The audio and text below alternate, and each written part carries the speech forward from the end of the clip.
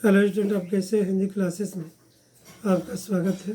आज जो पाठ पढ़ाने जा रहा हूँ उस पाठ का नाम कैदी और कोकिला है, जिसको माखनलाल चतुर्वेदी ने लिखा है। आज इस पाठ का पाठ पुस्तक के प्रश्न अभ्यास कराए जाएंगे। पहला प्रश्न है, कोयल की कूक सुनकर कवि की क्या प्रतिक्रिया थी?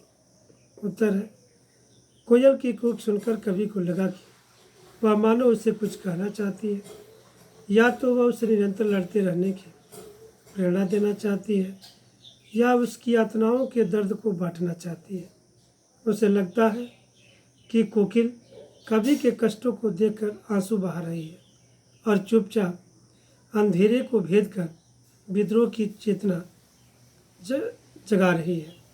इसलिए अंत में कवि उसके इशारों पर आत्म बलिदान करने को तैयार हो जाता है। प्रश्न संख्या 2, कवि ने कोयल के बोलने की किन कारणों की संभावना बताई? उत्तर है, कवि ने कोकिल के बोलों के पीछे अनेक संभावनाएं व्यक्त की है। उनके अनुसार, पहला, कोकिल कवि की यातनाओं से सहानुभूति प्रकट करने आई है। दूसरा, यह कवि के आंसू पोंछने आई है। तीसरा, यह स्वतंत्रता के अंधेरे को छांटने आई है। चौथा, यह कैदियों के मन में स्वतंत्रता की ज्वाला जगाने आई है। पांचवा, यह कवि के हृदय में विद्रोह के बीज बोने आई है। छठा, यह संकट के सागर को सामने देखकर स्वयं बलिदान होने आई है। अगला प्रश्न है, कविता के आधार पर पराधीन भारत की जेलों में दी जाने वाली यंत्रणाओं का वर्णन कीजिए। उत्तर है, पराधीन भारत में कैदियों को अमानवीय यातनाएं दी जाती थी। राजनीतिक कैदियों को भी चोरों, लुटेरों और राहजनों के साथ रखा जाता था। उन्हें रहने के लिए अंधेरी कोठरी दी जाती थी। उन्हें हथकड़ी से बांध कर रखा जाता था। भोजन भी इतना कम दिया जाता था कि जिससे पेट नहीं भरता था। उनसे पशुओं का काम लिया जाता था। उनसे कोल्हू चलवाया जाता था। अगला प्रश्न है, भाव स्पष्ट कीजिए। भाव स्पष्ट करना है। क, मृदुल वैभव की रखवाली सी कोकिल बोलो तो। भाव है, कवि के अनुसार वैसे तो संसार में कष्ट ही कष्ट है। यदि कहीं कुछ मृदुलता और सरलता बची है तो वह कोयल के मधुर स्वर में बची है। अतः कोयल मृदुलता की रखवाली करने वाली है।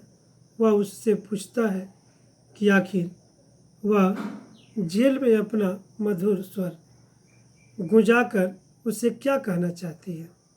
ख, भाव स्पष्ट करना है।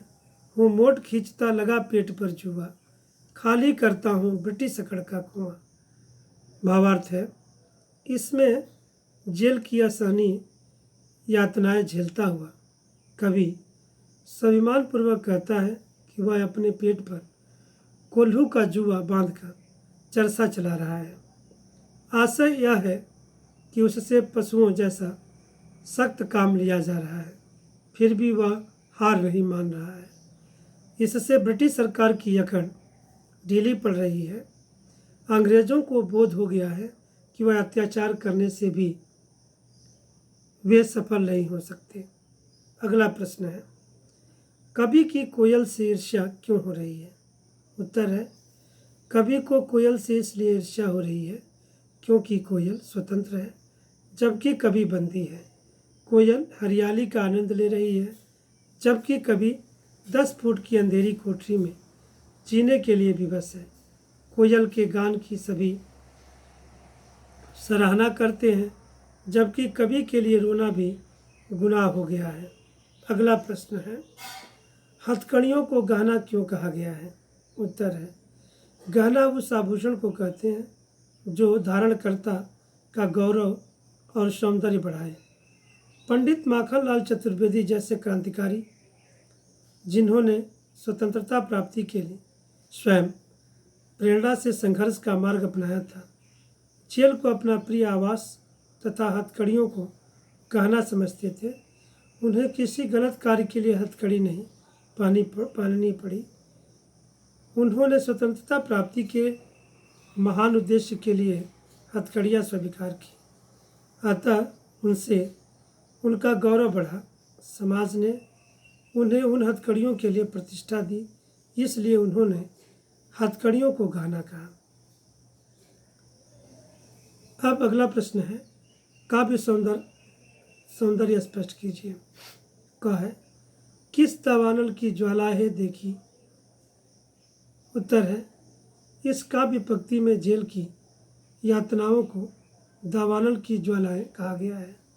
ब्रिटिश जेलों की असहनीय यातनाओं के लिए यह उपमान सटीक बन पड़ा है।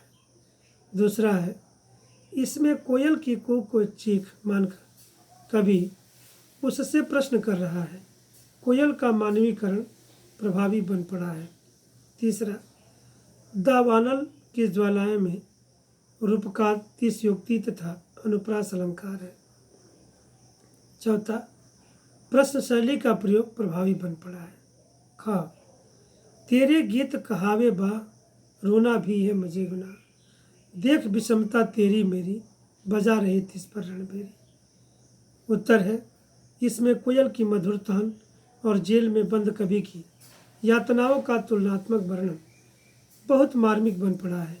कोयल सब जगह प्रशंसा पाती है, जबकि कवि के लिए रोना भी संभव नहीं है। दूसरा, कोयल का मानवीकरण बहुत सुंदर बन पड़ा है। कवि को प्रतीत होता है कि कोयल रणभेरी बजाने वाली स्वतंत्रता सेनानी है और अपनी कूक द्वारा संघर्ष की प्रेरणा दे रही है। अगला, भाषा अत्यंत सरल, प्रभावमयी, संगीतात्मक तथा तुकांत है। अगला, तेरी मेरी में अनुप्रास और स्वर मैत्री का संगम है।